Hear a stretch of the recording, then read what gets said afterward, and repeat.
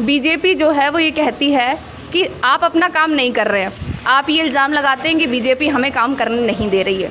तो अगर आपकी सरकार आ जाती है, आप जीत भी जाते हैं, तो तब आप कैसे काम करेंगे सर? ये शीला दीक्षित जी ने उसका उद्घाटन भी किया, 100 बेडों के वहाँ पर व्यवस्था भी होनी थी, लेकिन पार्टी आपकी आई 2013-14 में। उसके बाद से वादे किए गए कि हम बेड्स जो हैं वो बढ़ाएंगे, हम ऐसे काम करेंगे, वैसे काम करेंगे, लेकिन वो अस्पताल जो है, वो हॉस्पिटल जो है वो बन नहीं पाया सर। ठीक है, आप इस एरिया को जानते हैं सर, यहाँ पर छोटे घर हैं और ज़्यादा ज़मीन जो है वो अब शायद बची नहीं है, क्योंकि लोग जो है वो वहाँ पर रह रहे हैं घर बनाकर।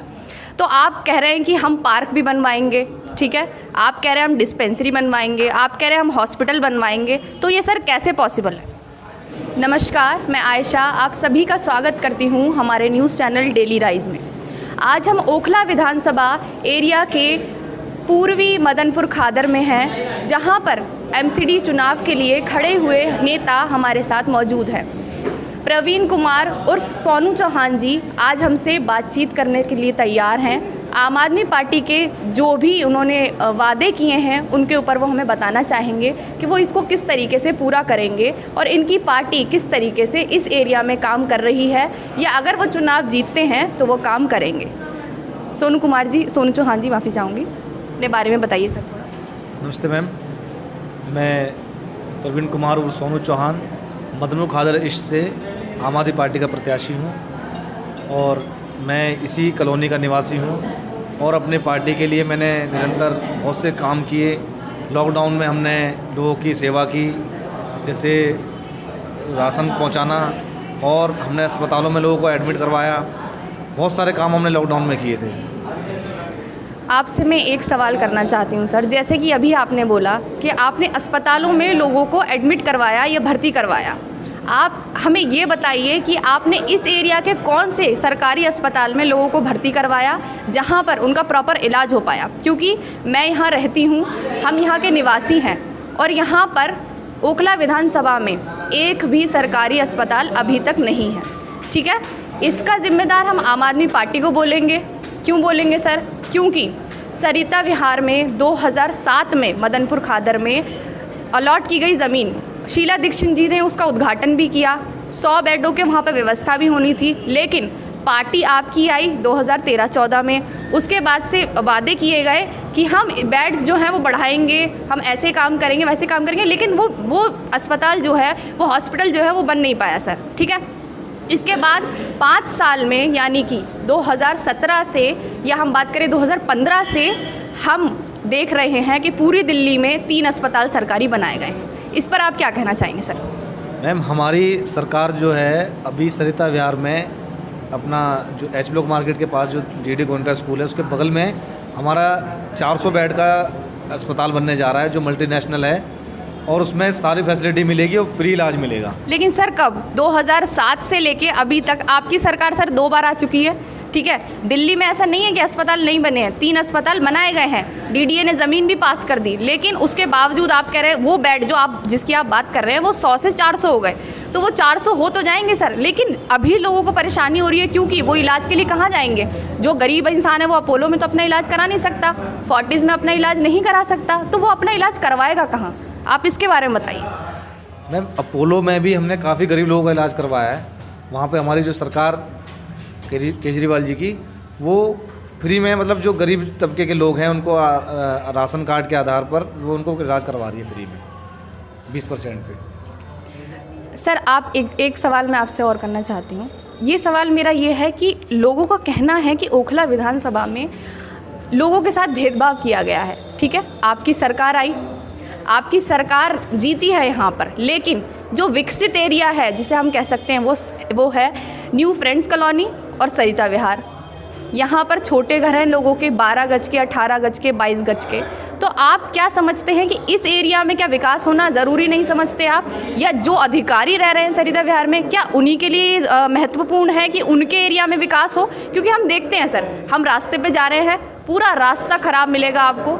अग्रवाल से आगे जाते ही सरिता विहार स्टार्ट हो जाता है, वहाँ पर आप देख सकते हैं सड़कों की व्यवस्था बहुत अच्छी है सर। ऐसे कैसे है सर? ये कैसे पॉसिबल है सर? मैम देखो, अभी यहाँ पर हमारे यहाँ ना बीजेपी का पार्षद था, उन्होंने एक भी काम जो इनको करने चाहिए थे वो कोई भी काम नहीं किए उन्होंने। आप नालियाँ देख लो, नाले का बहुत बुरा हाल है, सड़कें सारी टूटी हुई हैं, पार्कों का हाल बहुत बुरा कर दिया। और जहाँ हम सर इसमें आपकी कोई रिस्पॉन्सिबिलिटी नहीं है, आप ये कह रहे हैं? नहीं मैम, हमारी है। अगर हमारा यहाँ से पार्षद होगा तो हम जो काम उन्होंने नहीं किए वो हम सारे काम करेंगे, क्योंकि देखो हमारा जब विधायक हमारा है, पार्षद भी हमारा होगा, तो काम बहुत अच्छे होंगे कॉलोनी के। 10 साल से, पिछले 10 साल से आपकी सरकार है इस एरिया में, लेकिन उसके बावजूद भी हमने ये देखा कि सारा विकास जो है, मैंने अभी बताया आपको, सरिता विहार और न्यू फ्रेंड्स कॉलोनी में है। आप ये वादा करते हैं कि आप छोटे लोगों के लिए विकास का काम करेंगे, उनके हित में काम करेंगे, आप ये वादा करते हैं?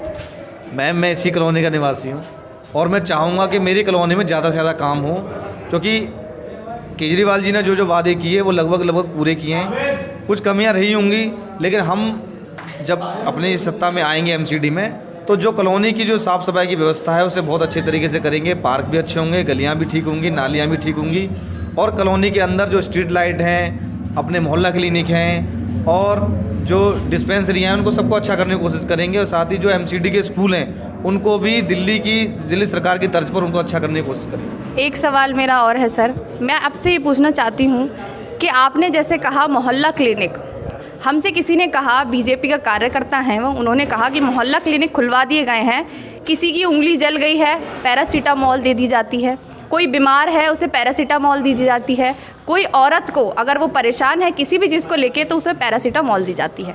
तो आप इस पे क्या कहना चाहेंगे कि उन्होंने ये इल्ज़ाम लगाया है या ये तथ्य सही है? मैम, ये तो इल्ज़ाम ही है, कोई जलेगा तो कोई पैरासीटामोल क्यों देगा? ये तो इल्ज़ाम लगा रहे हैं ना वो। हमारे यहाँ आप चल के देखो, वहाँ दवाइयाँ हैं, जिस आदमी को जो परेशानी है उसकी दवाइयाँ मिलती हैं, सारे काम बढ़िया हो रहे हैं। कोई भी आदमी कह दे कि किसी को जलने पे पैरासीटामोल दे दी या चोट लगने पे पैरासीटामोल दे दी, ये तो सब इल्ज़ाम लगा रहे हैं। आप इस एरिया को जानते हैं सर, यहाँ पर छोटे घर हैं और ज़्यादा ज़मीन जो है वो अब शायद बची नहीं है, क्योंकि लोग जो हैं वो वहाँ पर रह रहे हैं घर बनाकर।